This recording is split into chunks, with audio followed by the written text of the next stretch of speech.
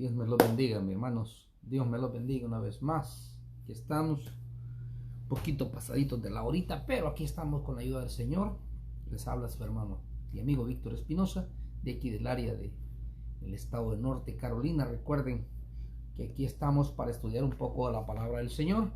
Así que Dios nos ayude, que su Espíritu Santo nos guíe para entender lo que hoy queremos compartir. Desde ya, bienvenidos a los amigos, a los hermanos que van a ver la transmisión en vivo y a aquellos que después la van a ver. Y de antemano les animo a que compartan el video. A lo mejor usted aprendió algo, le sirvió y le puede servir a otro como me ha servido a mí. Dios me lo bendiga. Manos a la obra. Hoy estaremos compartiendo y hablando del caso de la negación de Pedro. Si usted tiene su Biblia en mano, lo animo a que me acompañe. Esto aparece, voy a tomar como referencia lo que está en el libro de Marcos, capítulo 14 y versos 66 en adelante. Y dice así la palabra de Jesús. Y estando Pedro abajo en el patio, aparece una de las criadas del sumo sacerdote, y viendo a Pedro calentándose, después de mirarlo fijamente, dice: también tú estabas con Jesús el Nazareno. Pero él negó, diciendo: ni sé ni entiendo qué dices tú. Y salió fuera al portal. Y la criada, al verlo, comenzó de nuevo a decir a los presentes: este es uno de ellos. Pero él negaba otra vez. Y poco después, los presentes decían otra vez a Pedro: en verdad eres de ellos, pues también eres Galileo. Y él comenzó a maldecir y a jurar: no conozco al hombre que decís. Y enseguida cantó el gallo por segunda vez. Y Pedro recordó la palabra, como le había dicho Jesús: antes que un gallo cante 2 veces, me negarás 3 veces. Y rompió a llorar. Hoy quiero tomar como tema: no es lo mismo verla venir como platicar con ella. Entre el dicho y el hecho hay un gran trecho.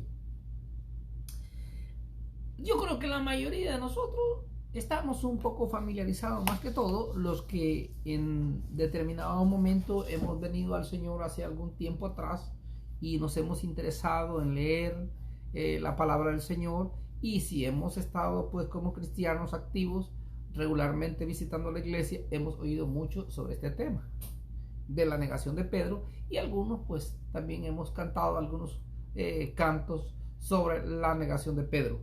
Recuerde que esto de la negación de Pedro aparece en San Juan capítulo 19 versos 17 al 27, Mateo 27 también capítulo 27 versos 32 al 41, y aparece en Lucas capítulo 23 versos 26 al 43. O sea, esta parte de lo que sucede aquí está registrado en los 4 evangelios. Ahora bien, yo creo que todos en determinado momento se nos ha venido como cristianos, hemos levantado a veces críticas. A veces antes de ser cristianos hemos, Dios bendiga a mi esposa, hemos dicho o hemos comentado, si le queremos decir, y nos hemos unido a veces a un grupo que están comentando ciertas cosas, y a veces no buenas sino negativas, de hermanos cristianos, y a veces nosotros hemos estado allí. O a veces por el otro lado somos cristianos y comentamos cosas negativas de un hermano que ha pasado una prueba, y nosotros decimos: bueno, a mí eso no me va a pasar. No, yo no soy como fulano. Cualquiera hace eso, pero yo no lo hago. Yo creo que en determinado momento, por alguna razón,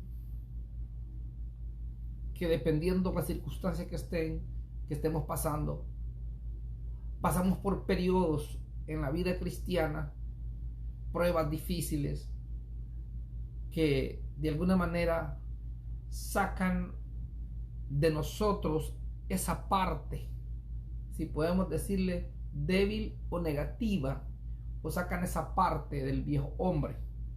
Nosotros podemos ver como lectores de la palabra del Señor que aquí ya en el libro de Marcos, aquí donde estamos, ya para el capítulo, es decir, que estamos, estamos leyendo el capítulo 14 y en el 13, ¿sí? En el 13, y aquí tengo 13, ¿sí? En el mismo capítulo 14, Jesús le habla, hace un comentario Jesús de acuerdo a lo que Pedro mismo ha dicho. Porque Jesús dijo que hizo un comentario anticipado de que pues la situación se iba a poner bien fea y que la mayoría de ellos, o sea, todos ellos iban a salir corriendo porque había una profecía sobre eso. Y entonces, pues Pedro, ¿me entiendes?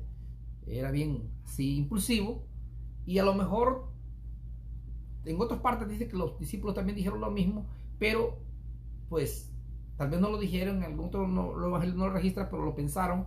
Y Pedro dice que los demás pueden hacer eso, pero que él no lo hace.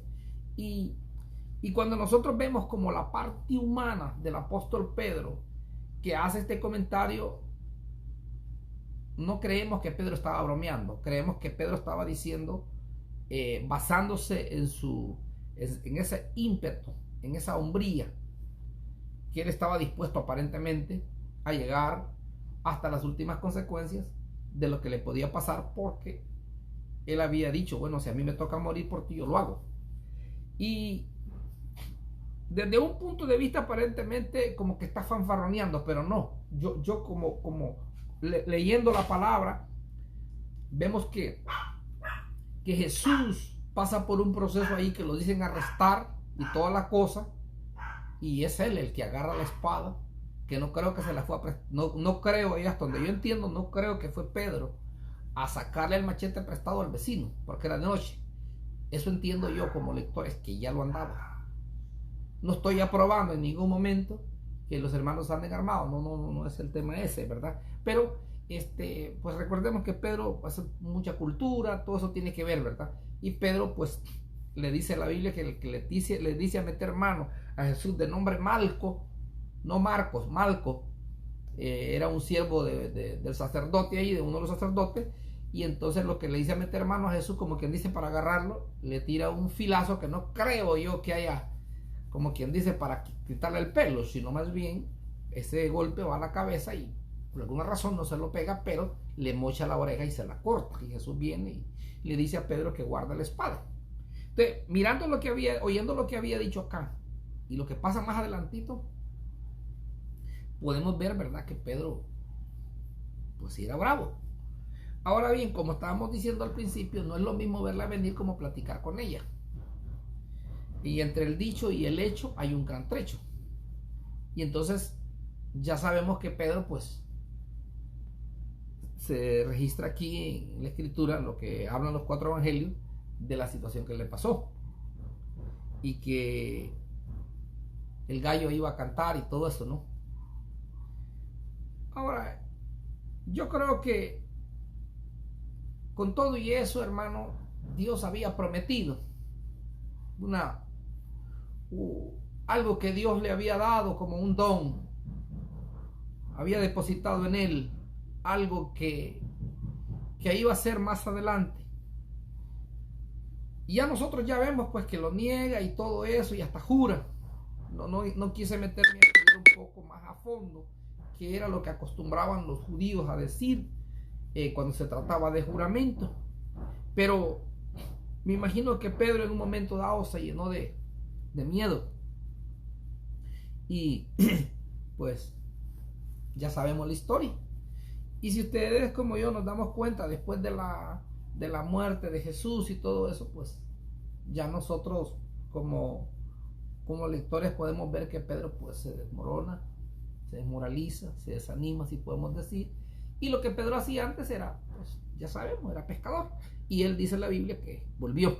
Y con él se llevó a otras personas que habían hecho amistad y otros de los discípulos a pescar. Y ya más adelante podemos ver que Jesús se aparece, dice la palabra del Señor, en la 4ª vigilia, Cuando hablamos de la cuarta vigilia, en esa parte estamos hablando de que es que los romanos y los griegos dividían la noche en 4 partes y cada parte de eso, Dios bendiga, Dios te bendiga, alemán. Entonces dividían la noche en cuatro pedazos, si lo podemos decir, o 4 partes, digamos, de las 6 de la tarde hasta las 9 de la noche, primera vigilia.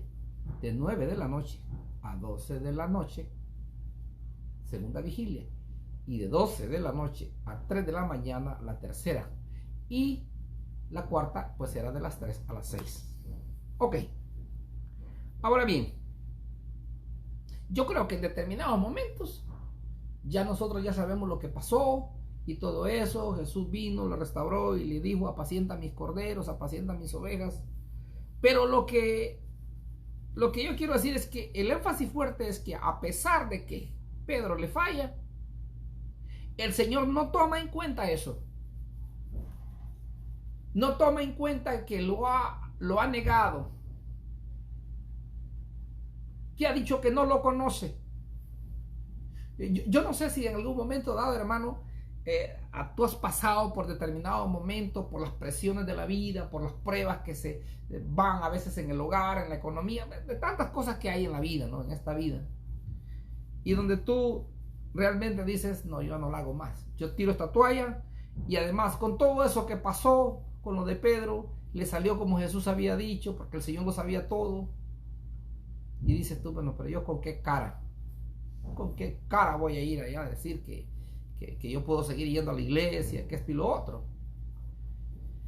Yo creo que si nosotros hubiéramos sido parte de un sínodo o concilio o grupo, y hubiéramos tomado la decisión, si recibimos a Pedro como, no solamente como miembro, sino como líder y el cabeza,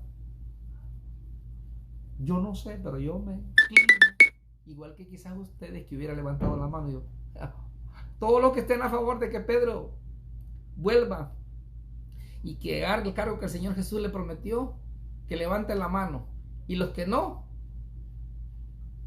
la levanten. A mí me parece que usted y yo hubiéramos levantado la mano en contra de Pedro. Es decir: no, este tipo no es digno. No solo hizo una, ni dos, 3 veces. 3 veces como máximo. Este señor no es digno de confianza. Mas nosotros, al ver y seguir leyendo, nos damos cuenta de que el Señor a nosotros como personas nos da primeras, segundas, terceras, cuartas, quintas, sextas oportunidades. Y algo que yo como estudiante de la palabra del Señor me doy cuenta es que no importa cuántas veces tú le falles al Señor, mientras tú tienes vida y tienes la actitud de venir otra vez y reconocer que fallaste, Dios siempre va a querer trabajar contigo. La vida todavía sigue. Yo creo que, yo no sé qué pasaba por la mente de Pedro después de lo que pasó cuando oía cantar un gallo. En mi país dicen: si tal cosa hubiera pasado, otro gallo me cantara. Yo no sé si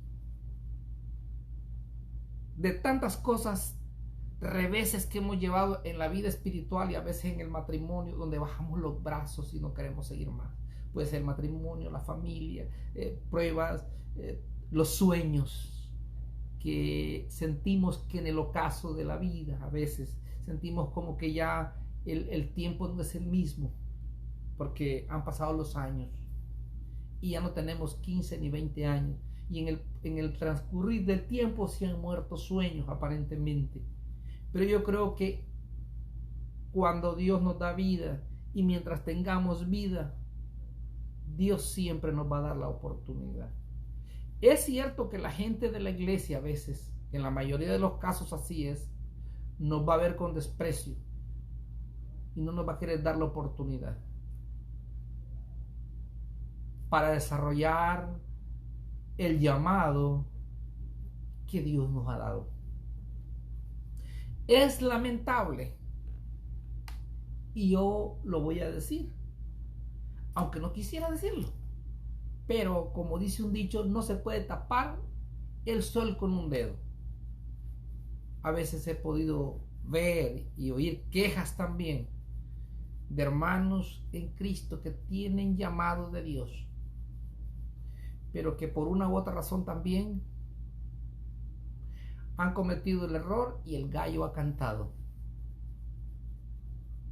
A veces, hermano, ese gallo que canta nos hace sentir tan mal, y el gallo que canta a veces para nosotros como cristianos en este tiempo no es ese digamos animal, si podemos decirle, que cantó allá en el caso de Pedro, sino que a veces es el propio líder tuyo, que te dice, como le dijo a Pedro cuando oía cantar a ese animal, se sentía mal: pecaste, no eres digno de confianza, no tienes cabida en esta iglesia, usted no. Y empieza, a veces, hermano, quien supuestamente nos tiene que ayudar a nosotros, a veces es el líder, el pastor de jóvenes, el pastor principal, es el que más nos mete candela, hermano, para tirarnos para abajo. Da pena, pero a veces es la verdad. A veces tú tienes un llamado de parte del Señor, para que Dios te ha hecho un llamado para que tú sirvas en la iglesia. Y a veces los líderes, hermano, da pena decirlo, pero se llenan de celos y no te quieren dar la oportunidad. Bien sea el llamado, no importa el llamado, sea o don o talento que Dios te ha dado, música, lo que sea, prédica, lo que sea, no te quieren dar la oportunidad porque fallaste una vez. Todos fallamos de alguna o de otra manera, y sin embargo en este caso el Señor le da la oportunidad a Pedro. Lo que le dijo, lo que le prometió, lo que lo hizo responsable, ahí estaba todavía. No lo vio Jesús, y cuando lo miró le dijo: ¿sabes qué? Yo estaba allí, ¿te acordás que te dije que me ibas a negar? No eres digno de comer. Voy a poner otro en tu lugar. No eres digno de confianza. Dios no le dijo así. Jesús no le dijo así. Lo afirmó y le dijo: sigue adelante, échale ganas. Todavía no ha terminado contigo. Ahora, una de las cosas es que al estudiar este pasaje me pegó un poco de curiosidad. Y entre esas curiosidades estuve oyendo algunos comentarios de algunos líderes que estaban predicando sobre este tema, y dijeron algo que yo nunca había oído. Y era que cuando Jesús le dijo a Pedro de que antes que cantara el gallo, pues lo iba a negar y todo eso, ya sabemos, que no se refería a un gallo, se refería a otra cosa. Voy a compartirlo. ¿Qué fue lo que yo encontré? Me tomé tiempo desde hace creo, dos semanas, 3 semanas atrás, y todavía ahora investigando más para ver de qué se trata esto, a qué gallo se refería. Ok, según encontré también, hay algunos que dicen que cuando Jesús se refería a eso del gallo, algunos creen que se estaba refiriendo a, dicen ellos, al gallinacium romano, que era una señal romana que emitían como una especie de clarín, así, ¿me entiende? Y eso lo hacían, dice, a la tercera vigilia de la noche, o sea, digamos de las 12 a las 3 de la mañana.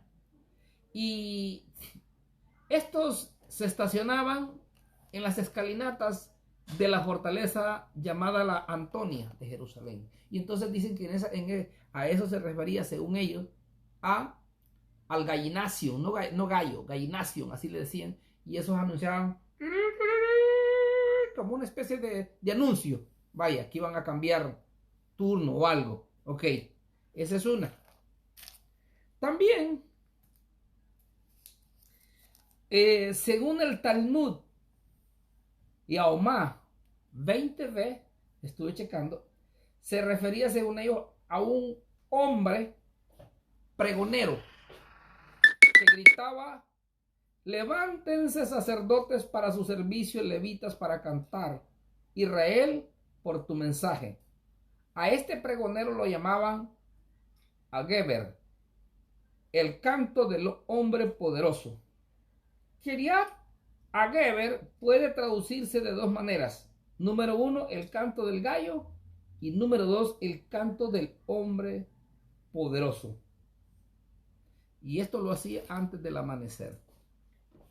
Según algunos, dicen que se estaba refiriendo a que este hombre, unos decían que era el gallinacio romano que se ponía ya en la escalinata y tiraba como una especie de trompeta, así ese sonido.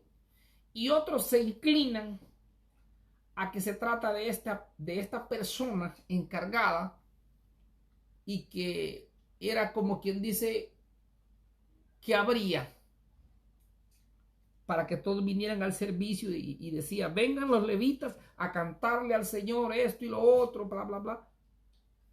¿Sí me entiende? Según muchos se inclinan a que se trataba de esto. Y me bajó curiosidad para saber esto.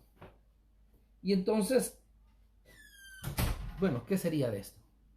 ¿Será que a qué gallo se refería esto? Si a lo que decían era que cuando este hombre anunciara. Ok. Estuve revisando también por otra parte algo aquí, un poquito más allá, y estuve checando una parte que se llama Amorian. Amorian. A-M-O-R-I-N. Amorian. Y estos eran estudiosos judíos. Era estudiosos judíos, líderes que se agrupaban, eran estudiosos judíos que hablaban y explicaban la ley oral, le explicaban a los judíos. Estos eran portavoces más o menos entre el año 200 al 500 antes de Cristo. Y uno de los primeros y más respetados se llamaba Abba Arika. Era, sin mucha explicación, era un rabino, un líder de peso que formaba parte, fue uno de los, vamos a decir, de los primeros fundadores de peso. Y estuve revisando esto, hermano, y este hombre que vivió antes, mucho antes de Cristo, que viniera, estuve checando en un estudio que él dice que no se refería ni al que cantaba en la iglesia, en el templo para que vinieran a servir los cantores levitas y los sacerdotes a sus puestos antes del amanecer, ni se refería al gallinacium romano que anunciaba con el clarinete. Recuerden que él, no estoy hablando de una contradicción, él está hablando de lo que él explica, pero eso sucedió antes de Cristo. Entonces, por lo que los estudiosos, por lo que este hombre hace este comentario, no está hablando ni de lo que anuncia el pregonero en el templo, ni lo que dice el gallinacio, sino que es un animal. Ahora bien, independientemente, hermano, de si es gallo, gallina, gallinacio, no importa. Ya lo que pasó no lo podemos cambiar. Ahora, concluyendo, ¿cuál será el gallo que nos canta a nosotros? Que nos dice: pecaste, pecaste, pecaste, no eres digno, no eres digno. Yo no sé si será tu pastor, será tu líder, será tu papá, será tu mamá, será el patrón, será aquí, será allá. Mira, no importa lo que digan. Vamos a concluir con esto. No importa lo que digan los demás. Si Dios te dice y crees a lo que esta palabra dice, Dios es mayoría. Dios es más grande. Total, aquel hermano o quien diga no te va a salvar a ti.